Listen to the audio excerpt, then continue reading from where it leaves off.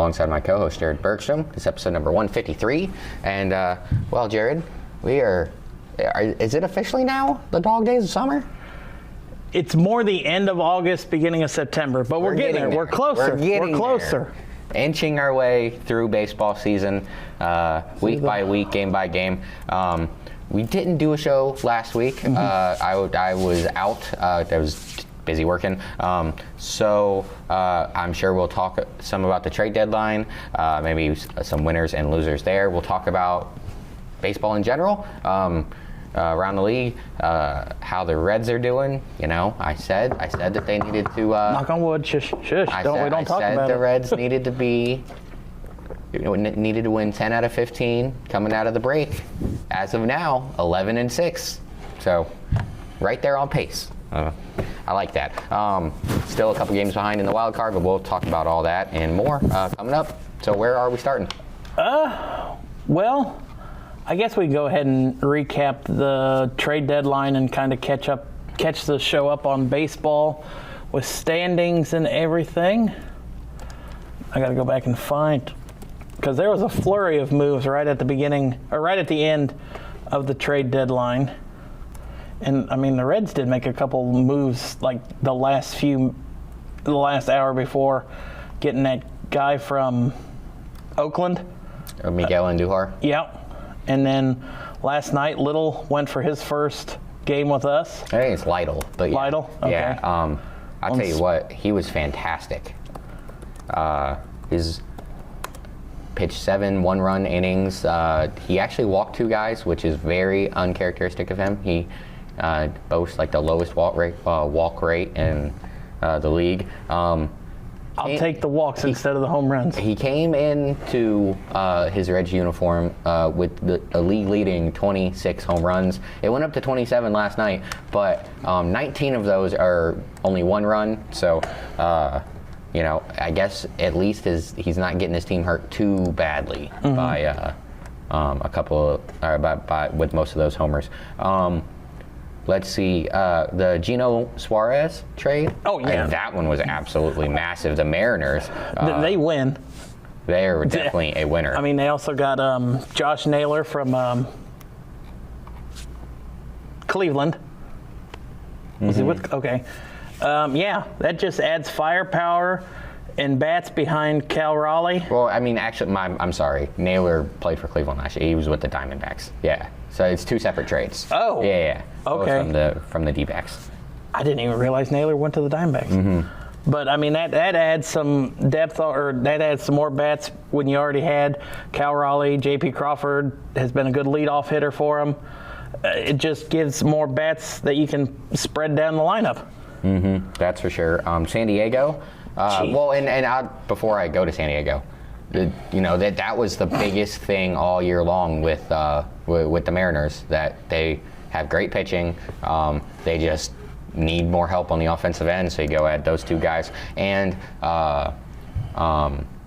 their center fielder, Julio Rodriguez, he's starting to play better. He normally has a bad first half, but he's really starting to turn it on. They could be a real threat.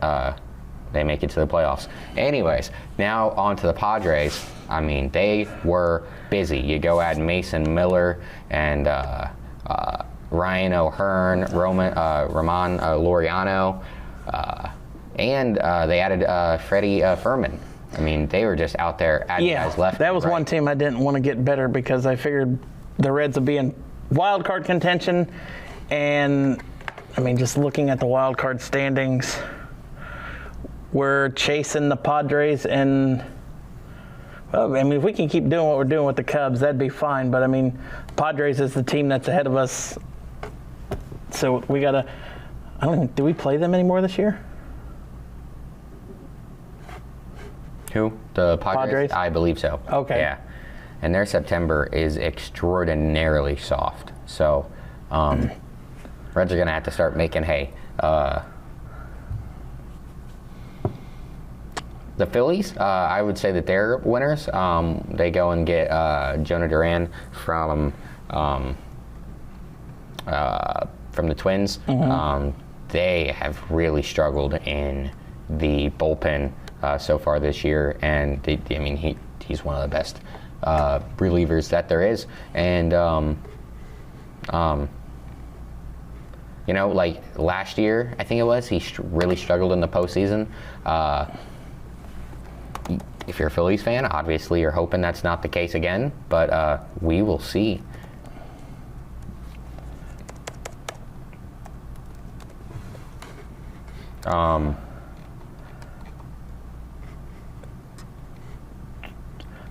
The Yankees added Ryan McMahon from Baltimore. The Yankees did a lot. No, Yeah. not from Not Baltimore. Damn it, where the hell? Hold on. Texas. Yes. Yeah, and they needed it. And Judge, he just came back. I think last night was his first game back. He was on the. You said Texas? No. Colorado. Ryan McMahon's from Colorado. That's right. Yeah, I'm sorry. I clicked on his name, and the stats from the Texas game yesterday came up. They also went out and got David Bednar, Camilo Duvall, and Jake Bird, all to help strengthen their bullpen. And that has not worked out too well so far. Nope. The Yankees have really been on a tough slide to start the second half. I was about to say, did they get swept by the They've lost Marlins? 5 in a row, and yes, they were swept by the Marlins. They've lost 5 in a row, and they had a very commanding lead over their division at a much earlier point in the season, and now you look down, the Yankees and the Reds have the same record. That's wild. Yeah. A team that started off so hot this season, and the Yankees have just faltered. And at this point, they are the last wild card team. They're a half game up on Texas. That is crazy turn of events. Well, and we'll get to it eventually, but I mean, Toronto, they've been on such a burner 2 weeks before the All-Star break.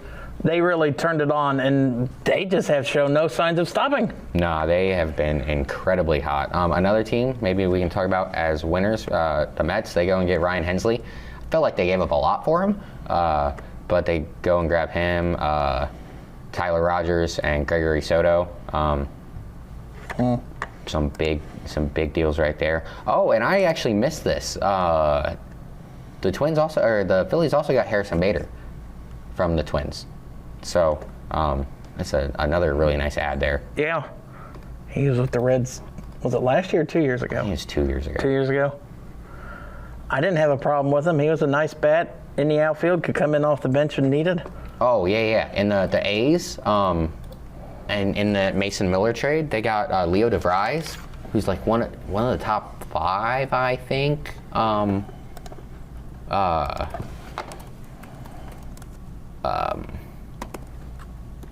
Like a top 5 prospect? Let's see. I guess he's number 24, but he was number 1. No. His number is 24. My bad. He's number 3. Number 3. Okay, there we go. That's a huge get. So the A's out there making some smart moves. Yeah. Gonna have to put some talent on the field to fill those seats in Vegas next year. So yeah. Oh yeah. And forgot about Carlos Correa going back to Houston. He's bounced around back to Houston after, I think it was just, I don't even think it was a full year off. We can talk about some losers now, and I think the biggest loser is the Twins. Oh God, right? yes. I mean, what guys that they traded: Carlos Correa, Jonah Duran, Griffin Jacks, Louis Varland, Danny Colombo, maybe Harrison Bader, Willie Castro. Willie Castro went to the Cubs. Been playing him the last couple of days. Anyways, Brock Stewart, Chris Paddock, Ty France. That's 10 of the 26-man roster. But hey, I guess as it says here on ESPN, at least they hung on to Joe Ryan and Byron Buxton. And they didn't quite tear it all down. You might as well had. Maybe. Where did Ty France go? Maybe. Toronto. You could say that another loser would be the Cubs. Yeah, they didn't get a lot. Well, they go and they get Michael Soroka, and he got hurt in the first or second inning versus the Reds. They had to end up pulling him.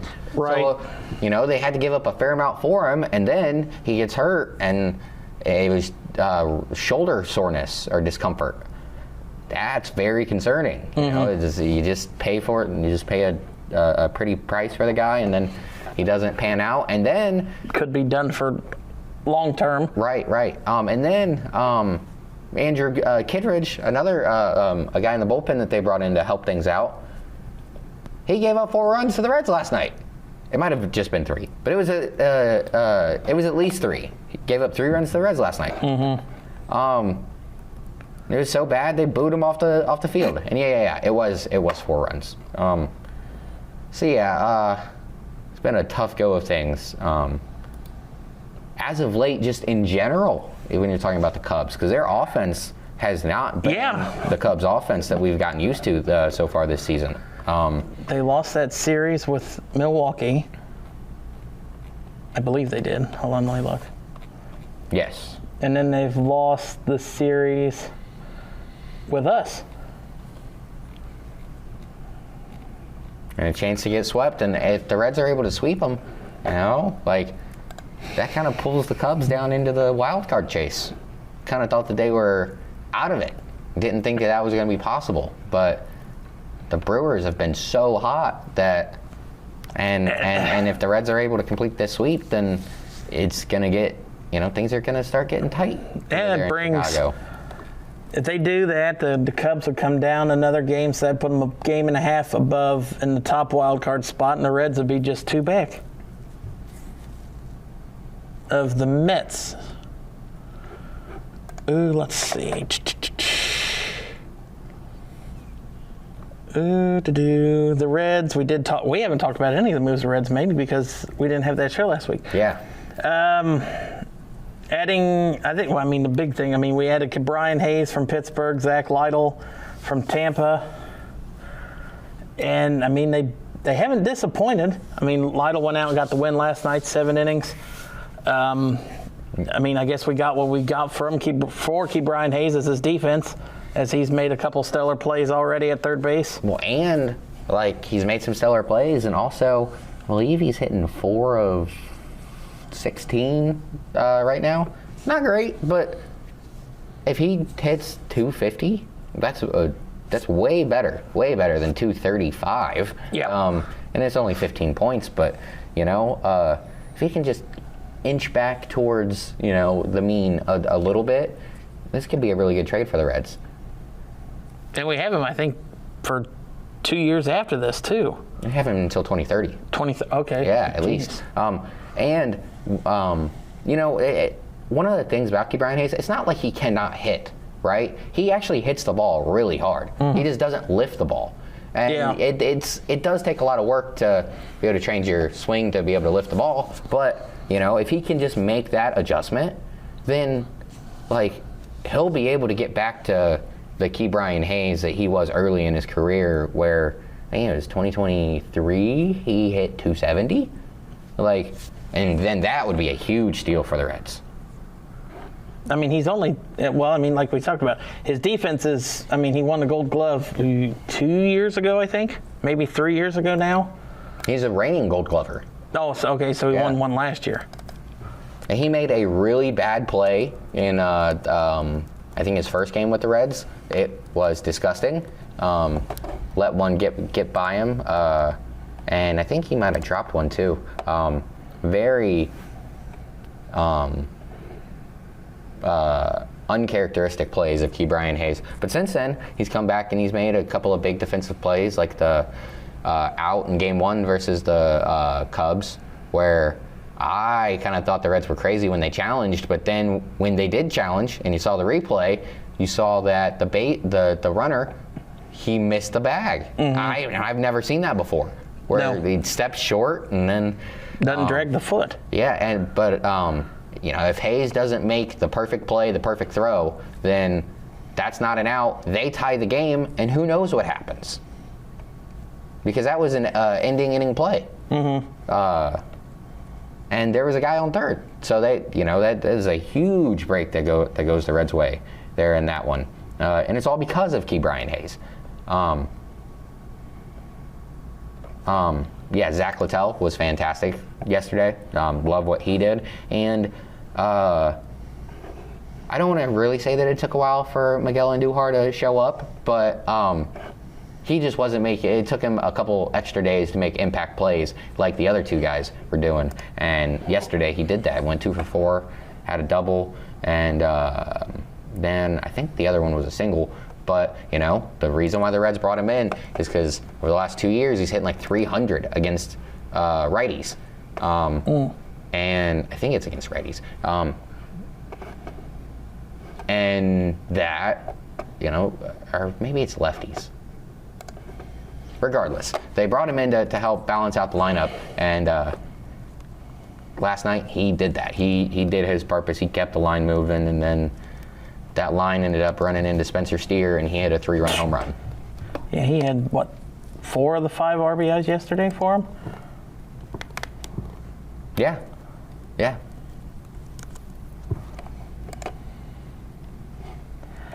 Ooh, let's see. Anything else really stood out to you? Nothing else really. Detroit, I thought they're another team I'd say winners. They didn't go and do like the biggest thing in the world, but they go and add Chris Paddock to give them some better starter depth. Charlie Morton, and then Kyle Finnegan and Paul Sewald helped to add some. And I kind of wish that the Reds would have done a little more of that, going and getting some relief arms to help out the bullpen. But you go and you get Littell, and that moves Martinez, or at least it was supposed to move Martinez to the bullpen, and that's not going to happen for at least a couple weeks now with Lodolo going down. It is Andujar is against left-handed. He's batting .411 with 16 home runs over the last year. Yeah, he's been killing it. So huge for the Reds to be able to pick him up. Add that to this lineup, help the offense move a little bit better. Ooh. Other than that really is about it from the trade deadline that I can see.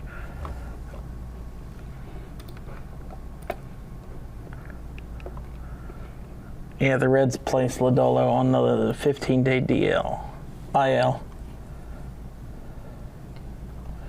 So not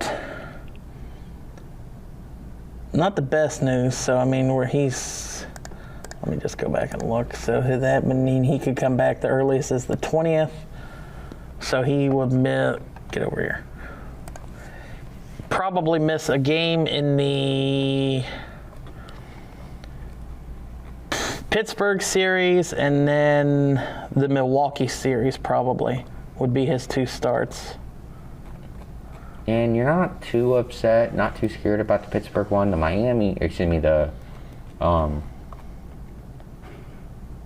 Milwaukee series. That's gonna suck unless we're able to get Hunter Green back by then. And it sounded like he's getting real close. Because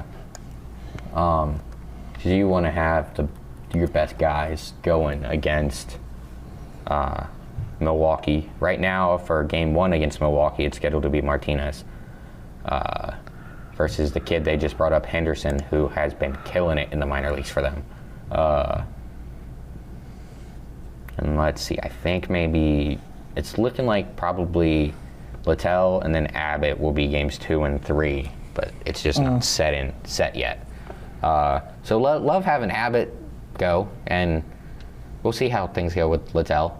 Because I love the addition of him, because when Martinez gets back, it allows Martinez to move to the bullpen, and that is a huge move. Yeah, having an extra guy back there, a guy that you can trust too. And, he's not going to give a big thing. He's not going to give free base runners away to teams. And when you do that, you're not going to have as many mistakes. And when you're playing the Brewers, you got to try and play mistake-free baseball. All right. Do we want to go around the standings now? Let me click back on the divisional standings. Let's see. Starting in the American League East, Toronto, they're keeping their distance. They're 3 games up on Boston. The Yankees have slipped all the way back down to now 6.5 back. Boston is surging, though. They've won 7 in a row. Tampa, 11 back, and Baltimore, yeah, they're down there. Detroit, I think they're just kind of getting through until they can get to the playoffs. It has shrunk a little bit. They were at, I think, 11 or 12. Yeah, well, Cleveland has also started playing significantly better as of late. Mm-hmm. They went through a funk for 20, 30 games. It was not looking good, but J-Ram and Stephen Kwan have helped the team to right the ship. Kansas City, they're holding back. I think there's a couple back of the wild card still. We'll look at that in a minute. The Twins, how hard are they going to crater here in the second half? Well, the White Sox should be able to catch Chicago them. Could catch them. I mean, let me just look and see how many games do they play. They're only 11 games back.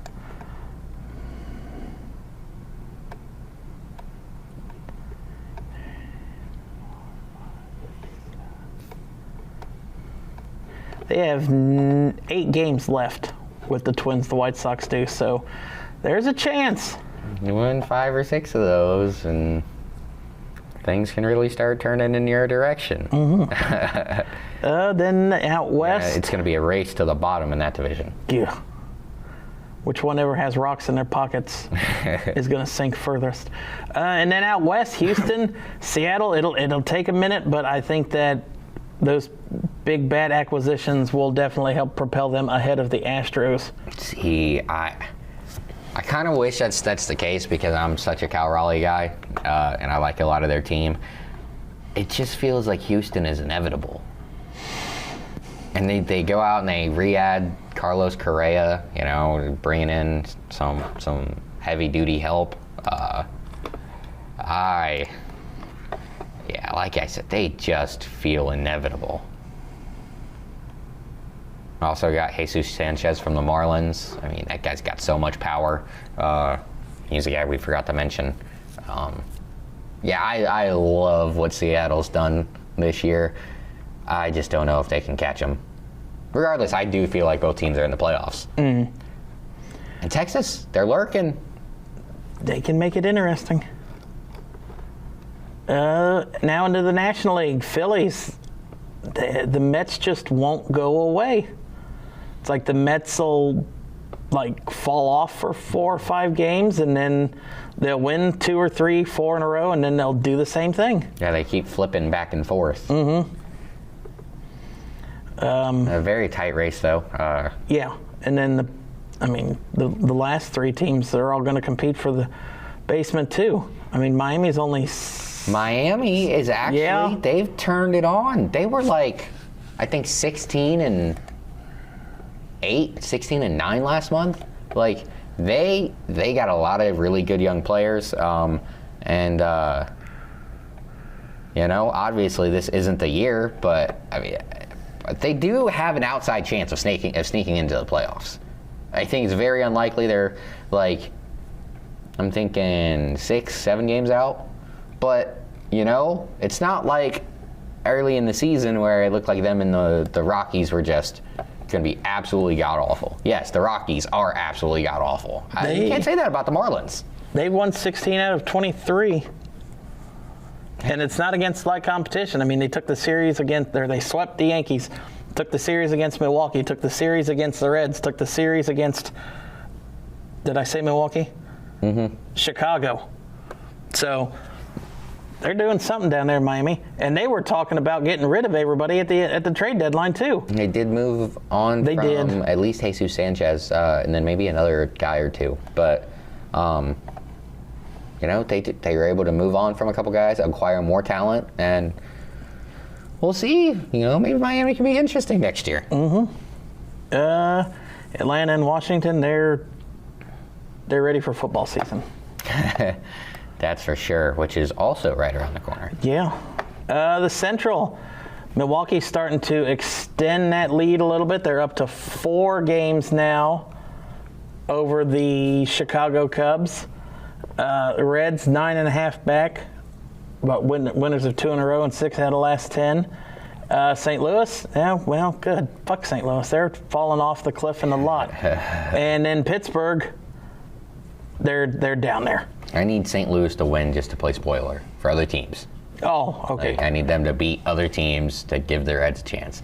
Yeah, man, if Pittsburgh's offense was just not so completely awful, because they've actually given up 60 less runs than the Reds.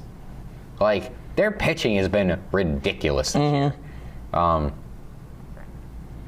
They just can't score. I mean, hell, Paul Skeens is 6-8 on the year with a 2.02 ERA. If he could just have any run support, just to know how much better their record could be. Is he going to be the first NL Cy Young winner that is going to have a below 500 record in baseball? They have scored 26 less runs than any other team in baseball. The White Sox have scored 26 more runs than them. So it's not even, I guess over the term of 162 games, it's not that many runs, but it kind of is like a pretty big gap. Yeah.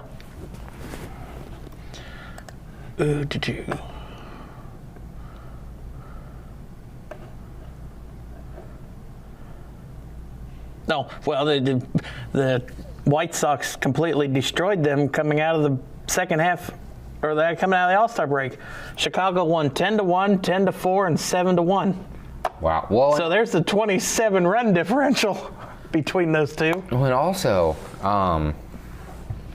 the Pirates, they've been absolutely awful this year, but they're going on a little bit of a run. 7 of the last 10, they're winners of, and they had a very entertaining loss to the Rockies. One of the craziest games ever, 17-6. The Pirates scored 9 runs in the first inning and lost. They were up, I think, 6 after 8. You're up 6 or 7 after 8. It was, what the hell's the box score? They were jumping around. They were up 6 runs after 8, to start the 8th, and they allowed the Rockies to score 5 runs and win the game. Score 7 runs and win the game. I'm sorry. How many pitchers did Pittsburgh go through in the 9th inning alone? Let's see if it says that. And it can't be that many. 1. And he got 1 out. Gave up 2 home runs, walked the guy, struck 1 out. Why are you leaving him in there? I know you're up 16 to, what do you say, 10? Mm-hmm. But at some point, 4 hits and 5 earned runs. No. Yeah, absolutely. Yeah, the Rockies pitcher didn't even make it out of the first inning. He gave up 9 runs. He shouldn't. He gave up. Oh, it has him down for 8 earned runs. Someone. So someone said I'm gonna have an error.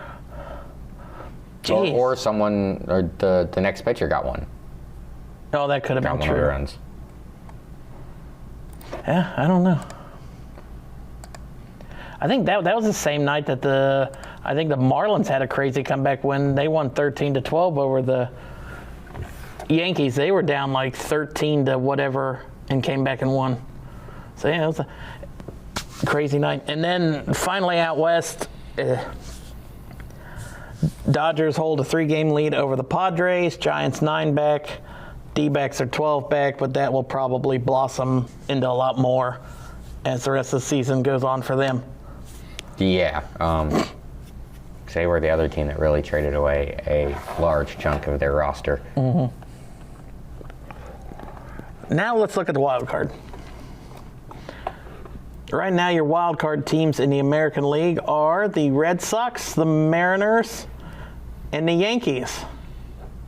They hold a half-game lead over the Rangers. Cleveland, a game and a half back. And that's with how bad Cleveland was for, like I said, a good month.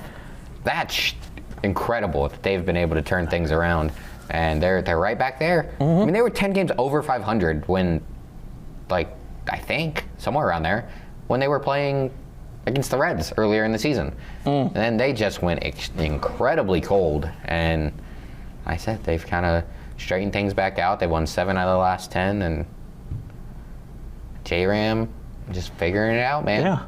Now you got the Royals at 4.5. He's got an outside chance to get 50 steals. He's got 31 steals this season.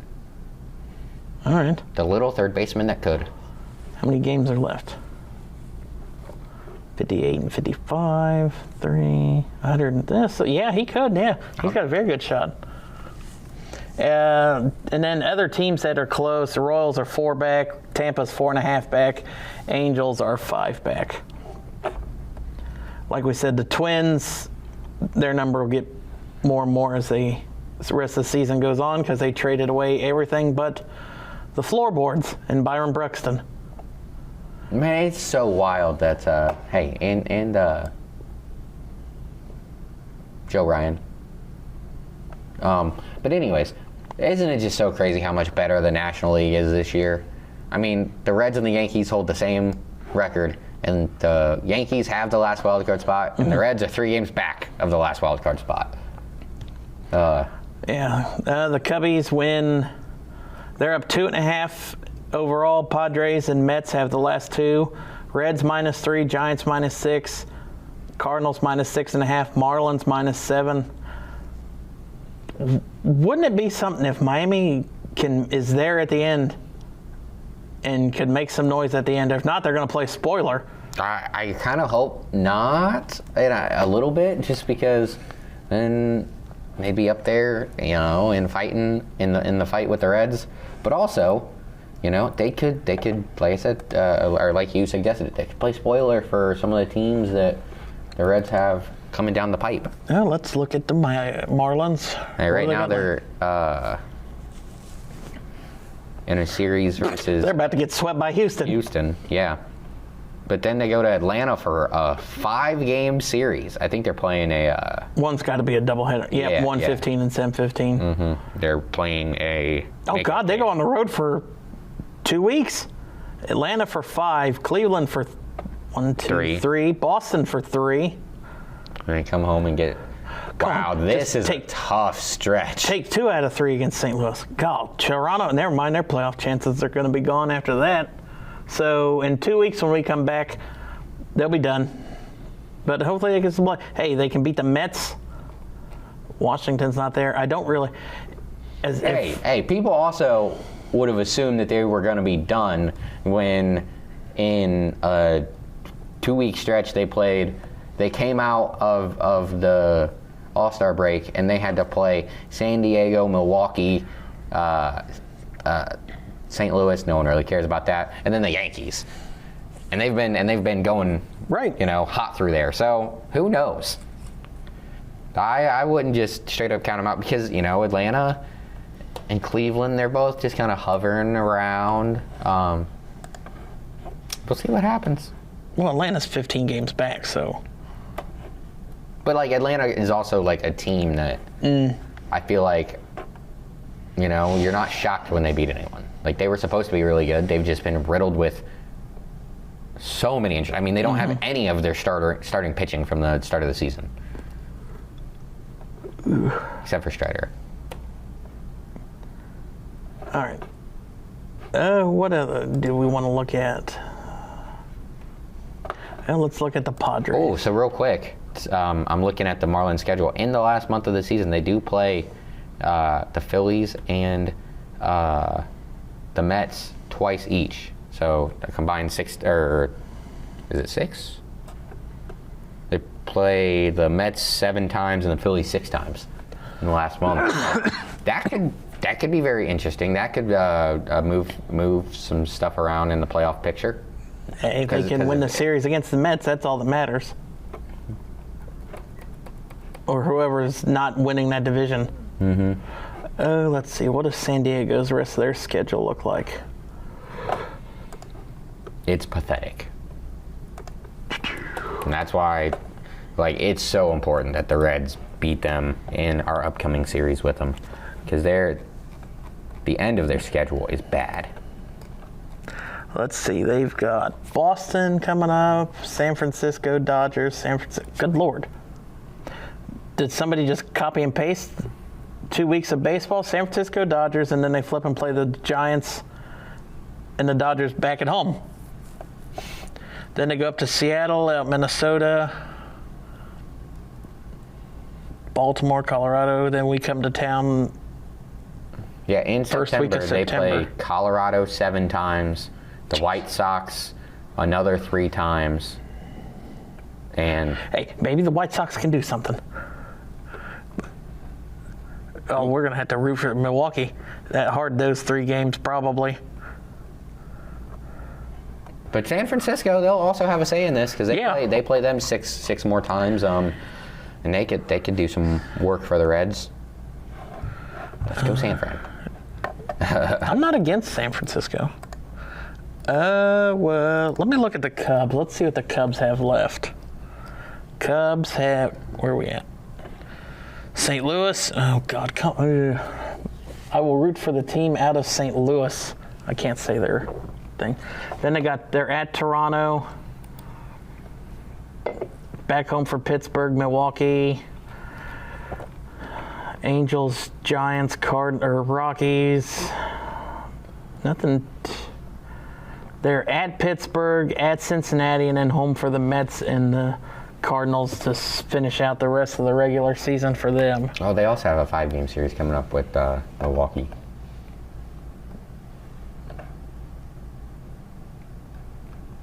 Oh, I see. That could either... That could tip it all the way into Milwaukee's favor. Well, and it could also really open the door, if the Reds continue to play well, that could open the door wide open for them. Mm-hmm. What other team? We saw the Mets already, so...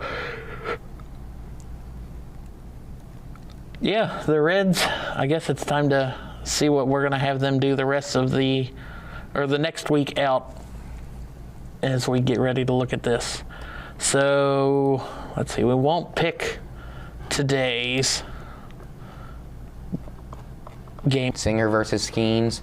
You know, I have a dream that Brian Hayes hits a home run off of Paul Skeens. That would be awesome. That would just be an extra finger in the eye of Pirates fans. That would be fantastic. If the Reds are gonna do anything, they gotta start taking care of business in the division. Mm-hmm. And I think they're gonna start doing it. You gotta take the series. So that's 4. Then you gotta have 4 wins against Pittsburgh. 3 wins against Pittsburgh. I was gonna say, it's always hard to call a sweep, and I'll just say we lose the one against Skeens. If Singer can be on his stuff and have like that early season magic where he didn't give up anything. Well, the last few games, he's been on fire as well. So, I'll say 3 out of 4 against Pittsburgh. Got to. Yeah, 3 out of 4. And then out of the Abbott, Walker, Singer, Suarez. I say we take 1 or 2 there. So I'm going 5-2. Yep. I think we agree. 5-2. Also, we have not talked yet about the Speedway Classic. 91,000 in attendance. Jeez. I wanted to go. That kind of sadly didn't happen. It seems, though, as if the MLB might have mismanaged that a little bit. They were out of hot dogs and merchandise. They were out of everything. They were out of buns. People sold them hot dogs. They didn't have the buns, and they didn't offer a discount. It's like, here, you're still going to pay $7 for the hot dog. That's pretty crazy. And they were out of merch 2 hours before the event started. I don't know. Were things fixed on the second day? Did they have more buns in? I don't know. I didn't see any pictures of people complaining on Facebook or Twitter. Yeah, 91,000 in attendance, broke the record. First ever MLB game in the state of Tennessee. It's fun to watch. It would have been way funner if it would have been at night under the lights. I think it would have looked a lot better. The Reds probably would have won. Yeah. If we kept playing that game. I agree. You start the game with Ellie and Hayes on first and second, and you've already scored Matt McClain. Or was it McClain? Yeah, McClain. Okay. McClain. I think Friedel flew out. McClain scored on Ellie's double. Or no, Ellie's single. It went through that lake at third base. But yeah, I feel like if they didn't stop the game, or at least let us finish that inning, we probably could have at least got another run or two. I totally agree. I will say, I don't know if this is true, but I heard the Cowboy saying, I think yesterday, or it might have been the day before, that he was pretty sure that that if they would have held the game until 11, I think he said that it stopped raining. Oh, you said I thought you said the Cowboys. Like, what do you do? Listen to the Cowboys, Andy. No.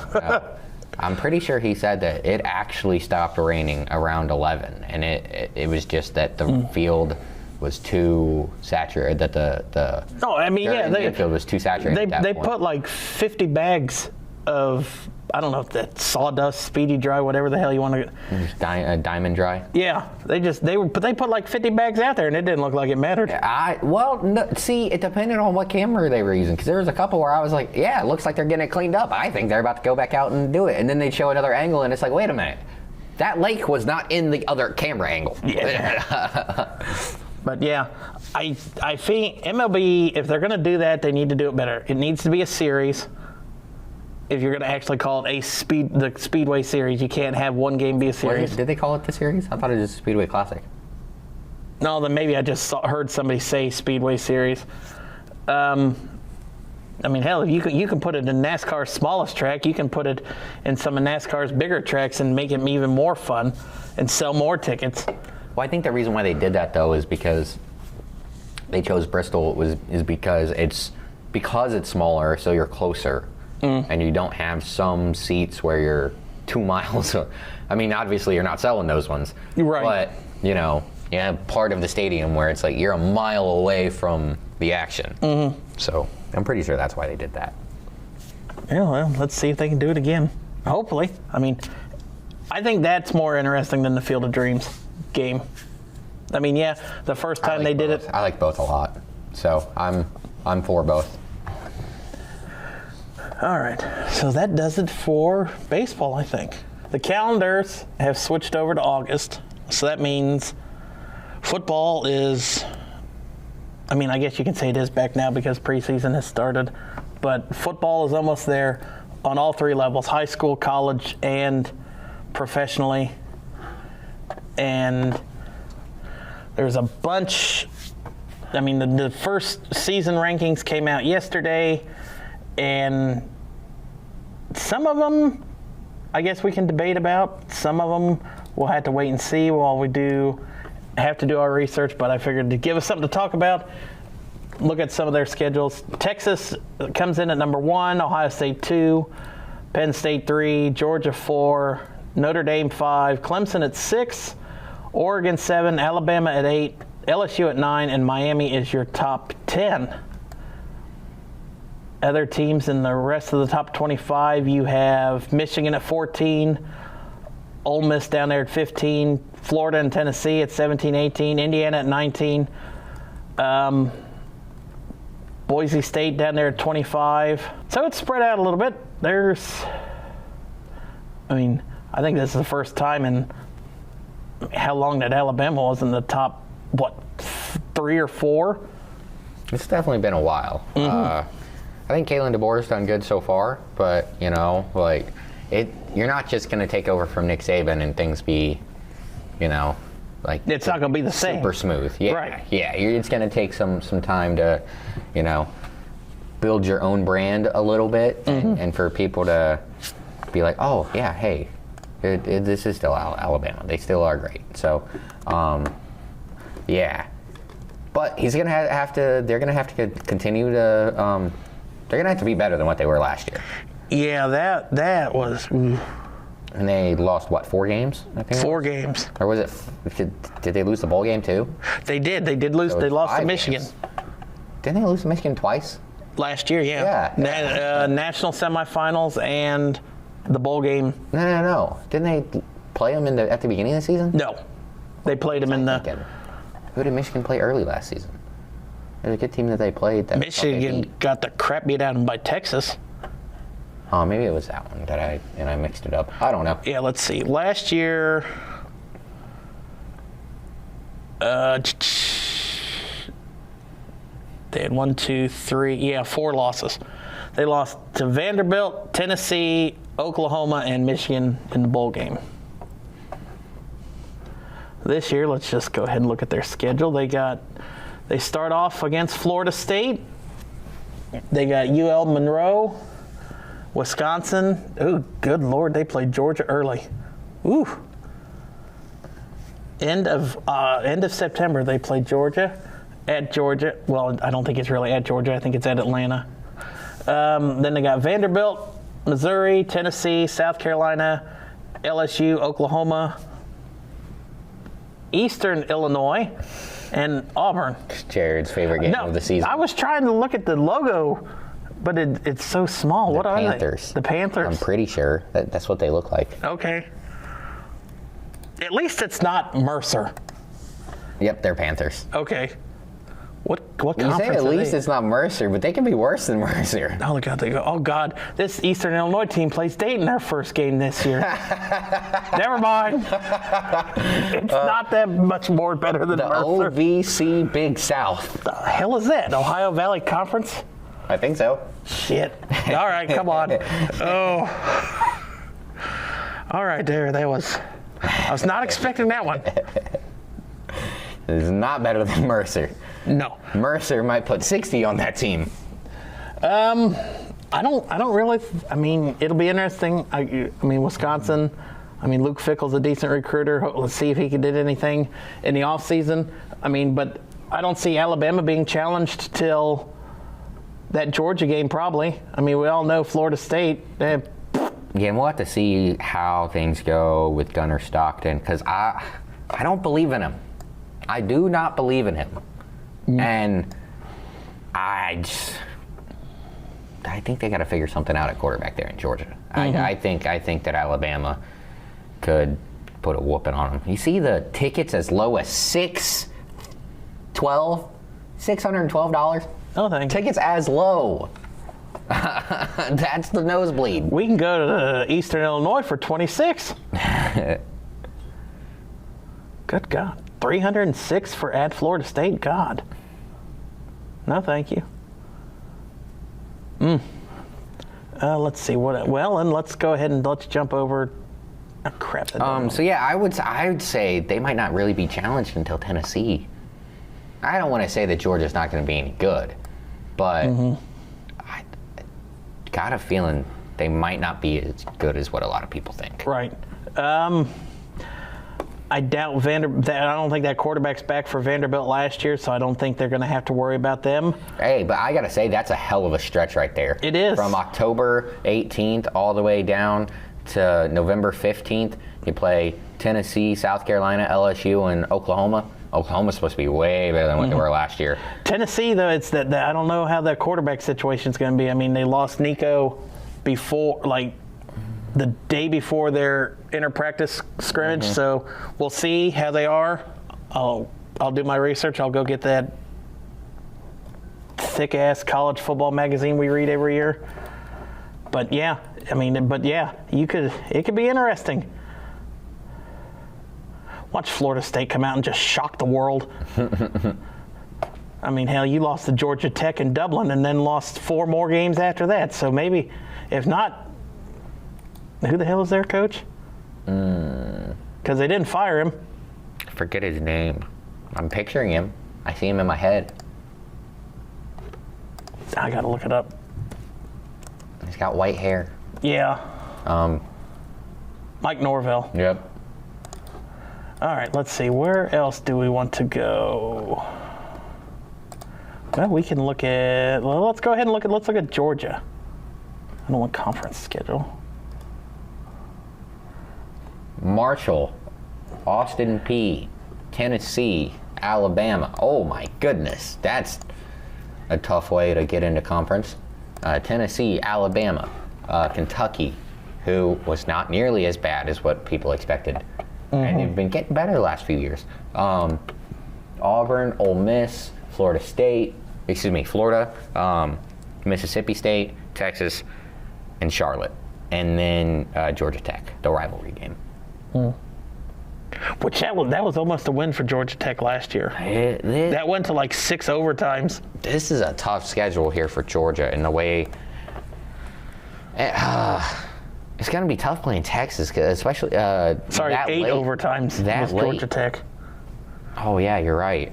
It's tough playing Texas that late. Right at a week or couple weeks before you get to conference championship time and whatnot. You could play them twice. Yeah. They did last year. They beat them both times last year, though. Ooh, I haven't done a lot of the research, but I have heard Florida is supposed to be head and shoulders a lot better than what they were last year. Time will tell. Too. If DJ Lagaway can stay healthy, like, they got a lot of talent.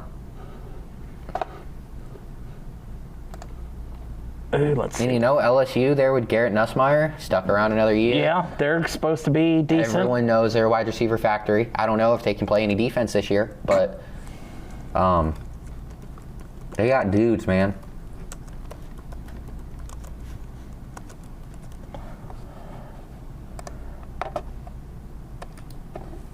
Let's see. Well, let's go ahead. Let's find Texas. See, number 1 team in the nation comes out. Let's see their schedule. Texas. I don't want to buy it. Just show it. At Ohio State. Stupid ads. Then they got San Jose State, the University of Texas, El Paso, Sam Houston State. Oh, my God.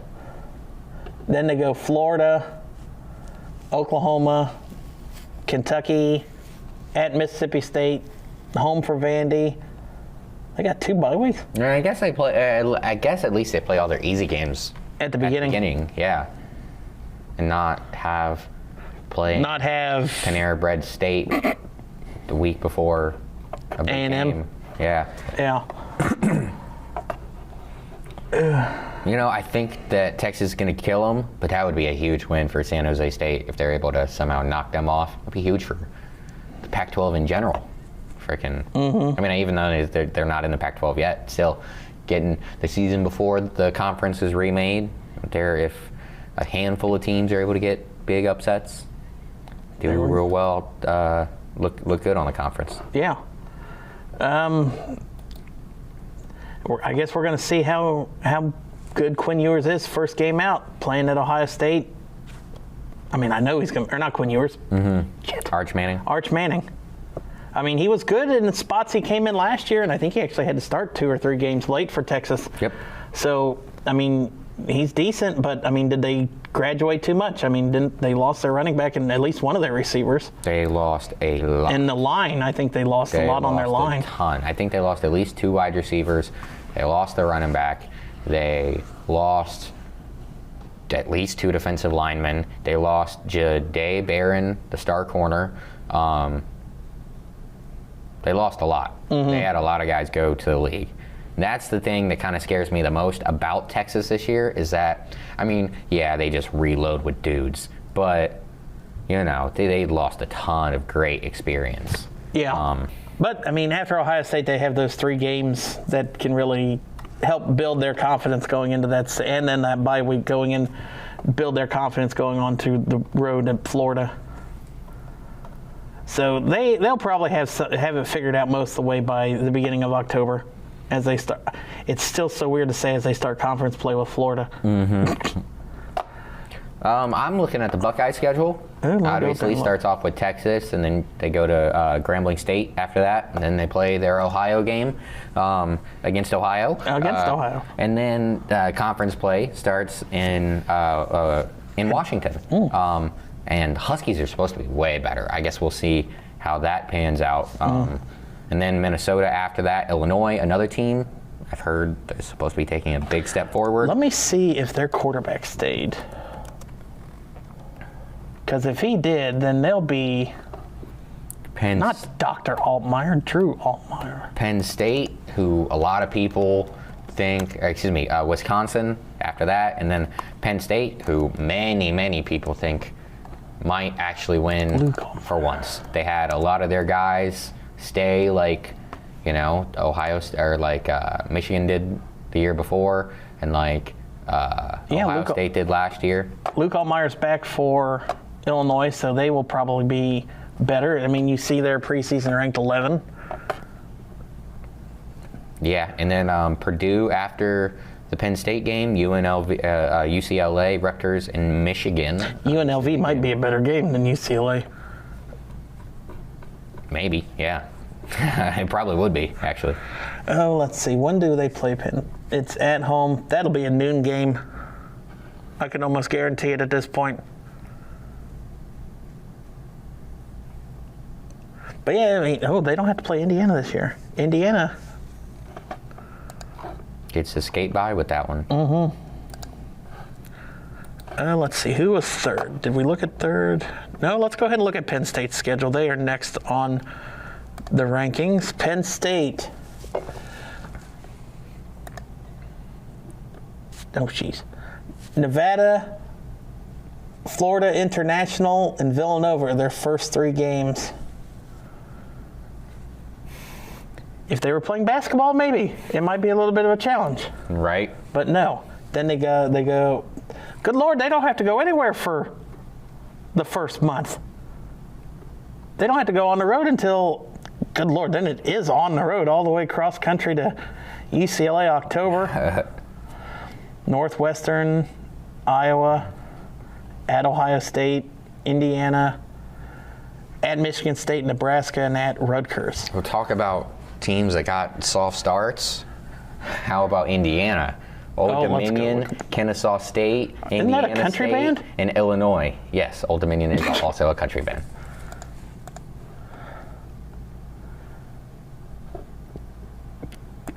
Kennesaw, I don't even think they're D1. I think they're an FCS school. No, they were D1 for the first time last year. Okay. They're playing the Monarchs, the Owls, and the Sycamores. Yeah.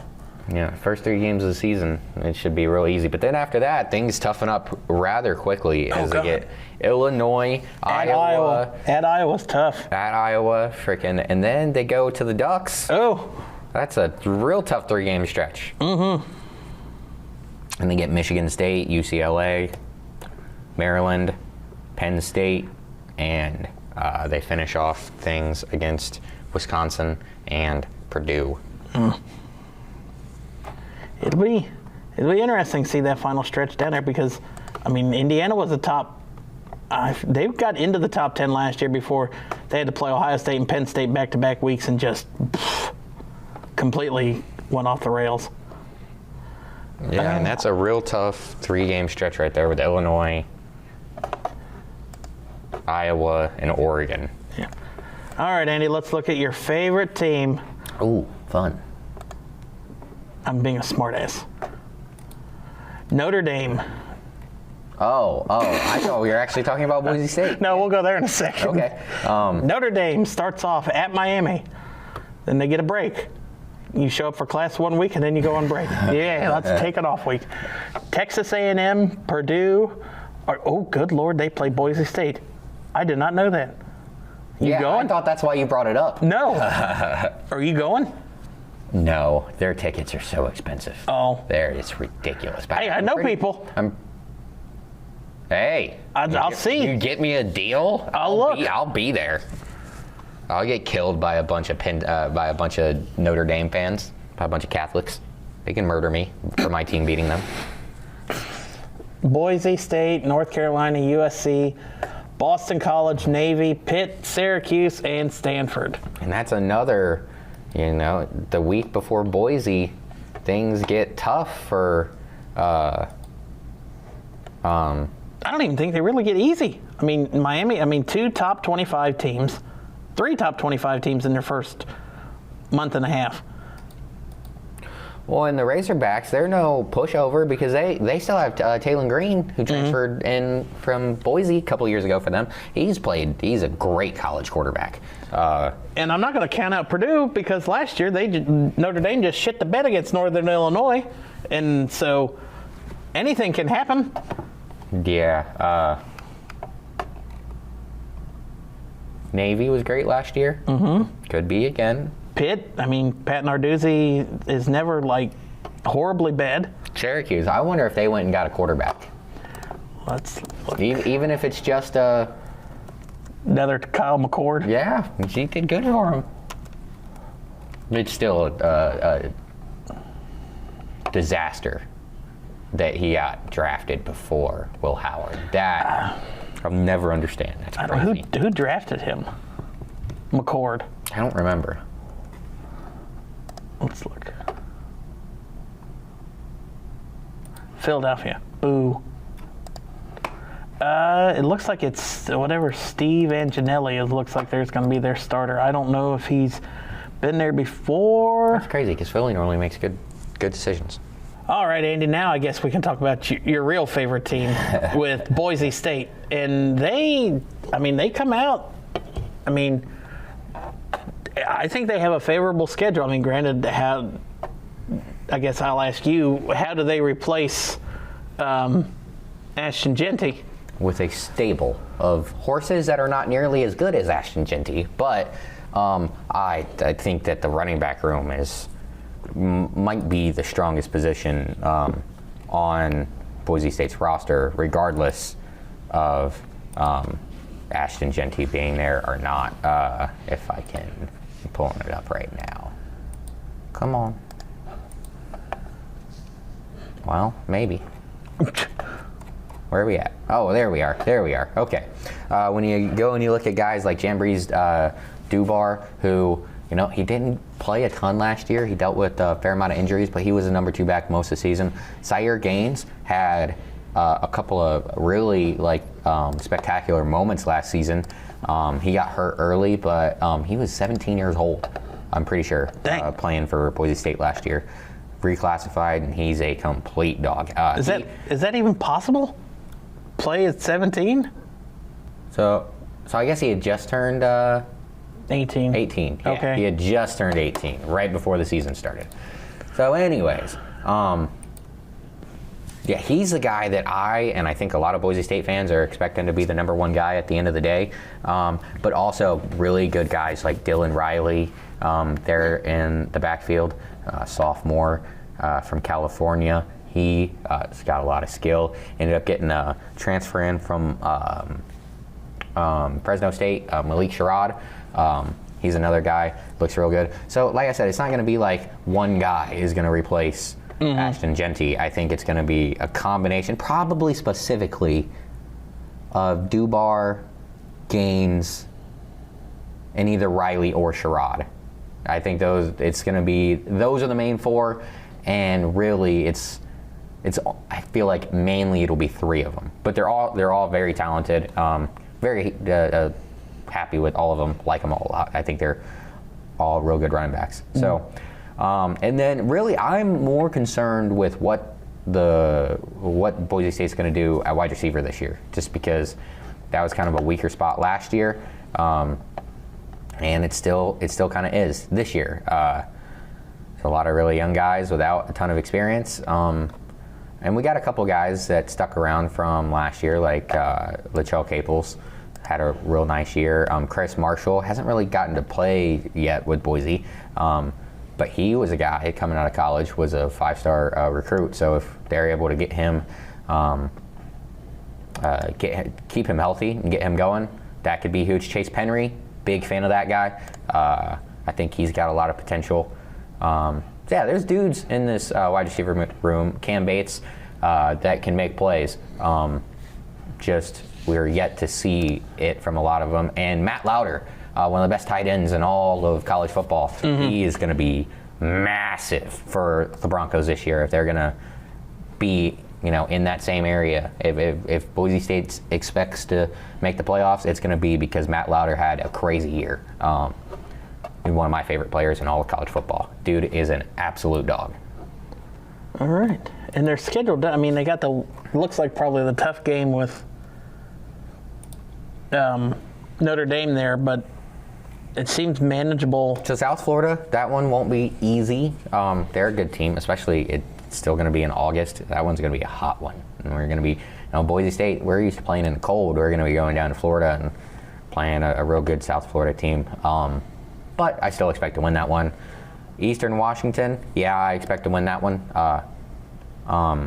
But once again, it's another team that isn't terrible, so I think it should be a good fight.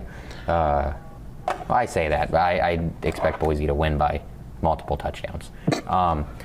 But then Air Force after that, and App State, App State they get some upsets. Yeah. And that App State game is right before the Notre Dame game, so don't get caught looking at don't get caught looking at the next week and you lose the App State game, because Boise is one of those teams that cannot really afford to lose many games. You get really 1, 2 if you're lucky, and if you're not that good, then you're not. You have no chance to go at going and making the playoffs. So every game for Boise is huge, but kind of think that if you're able to win the Notre Dame game, I was about to say, if they beat Notre Dame, you might be able to buy a loss later in the season. But that could also put you ranked higher than them in the seeding if Boise's the top 4 team again, or one of the top 4. They're not. It's not being seeded like that this year. Oh, it's not being seeded. Okay. The top 4 is not going to the top 4 conference champions. Oh well, good. Yeah. See, again, that's more work, more research I could do.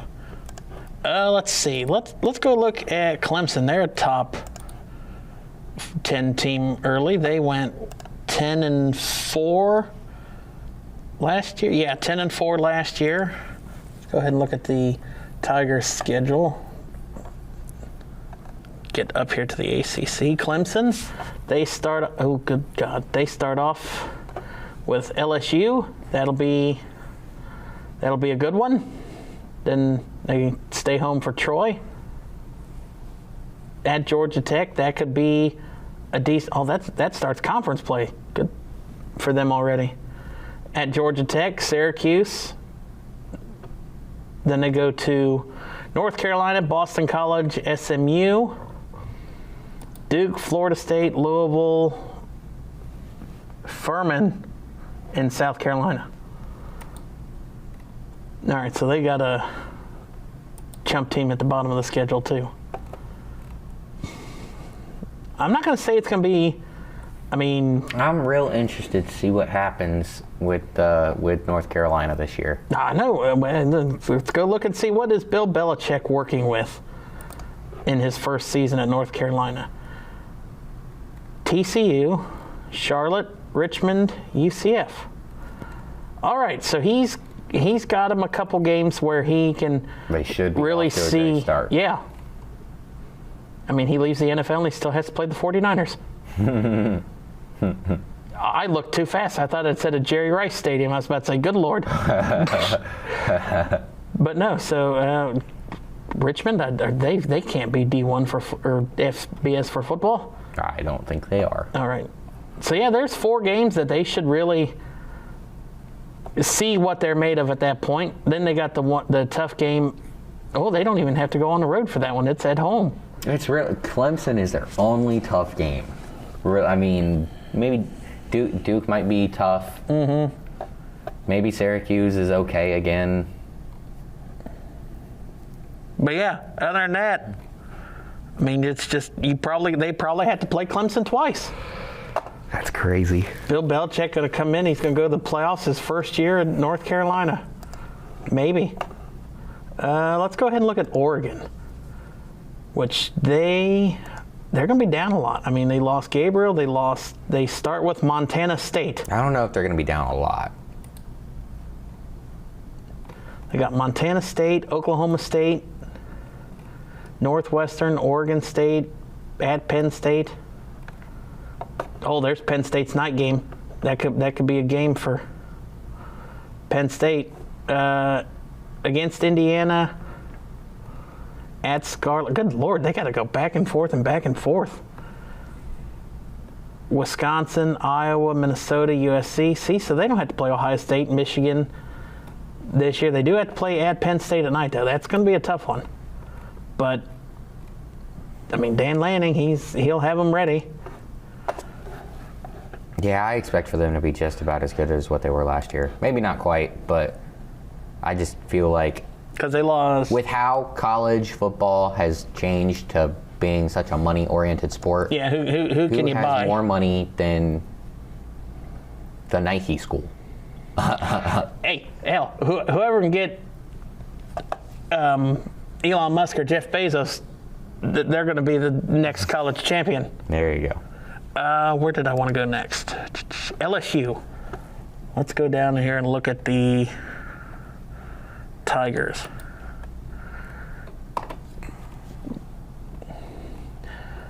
They start off, like we said, at Clemson, Louisiana Tech, home for Florida, home for Southeastern Louisiana, Southeastern Louisiana Lions.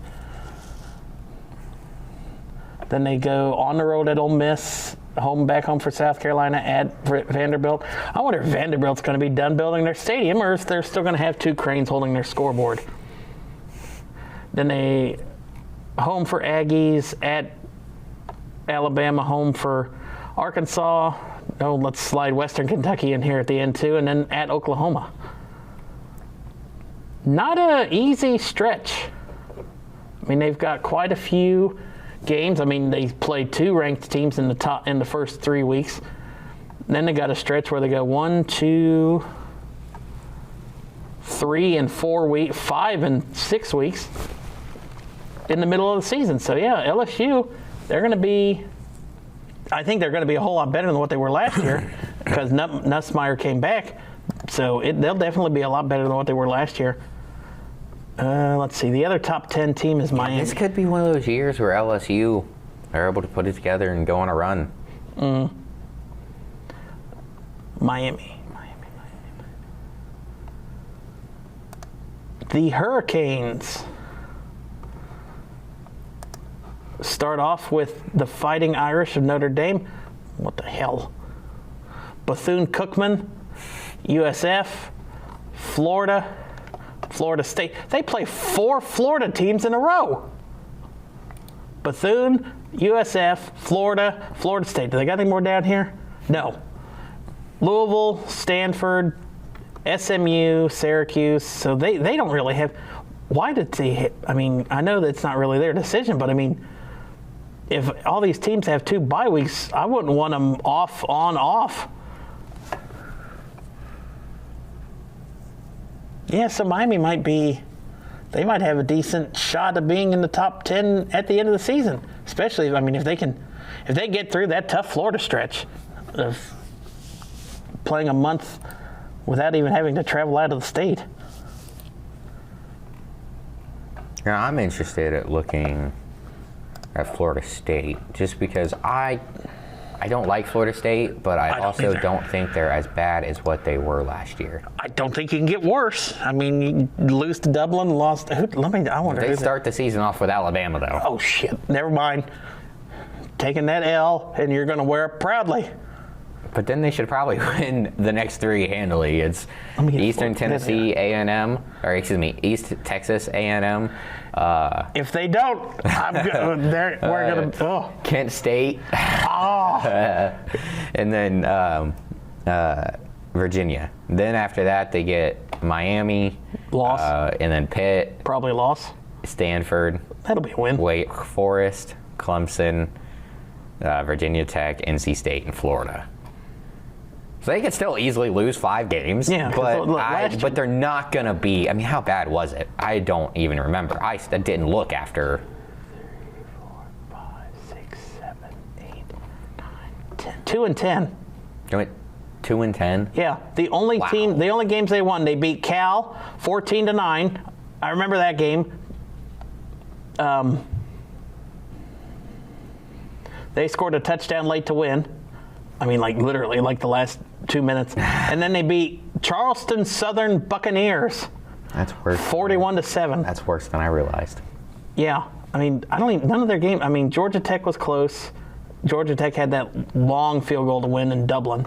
And then Boston College upset them. Memphis said, hold on, we'll beat your ass too. SMU was just good last year. Clemson, there was struggles in that game for Klubnik. But yeah, nothing. I mean, God, I mean, Notre Dame beat them 52-3. And Florida, they were horrible last year. Never mind, Florida made a bowl game, so they went 500. Mm-hmm. But they started off horrible, I think. Yeah, lost to Miami, lost to the Aggies. Barely beat the Knights, never mind. So I think that will be the stopping point for this week. End things a little bit early. Next week we'll talk about baseball, more college football. We'll have to start talking about the NFL. Oh, God, we didn't even talk about how things are imploding in Dallas because their best player wants out. Right, Micah. Scary Terry wants out of Washington. Maybe there'll be some resolution to that next week. Yeah, things are starting to heat up as we are moving out of just baseball season and moving into baseball/football season. So things are starting to get fun.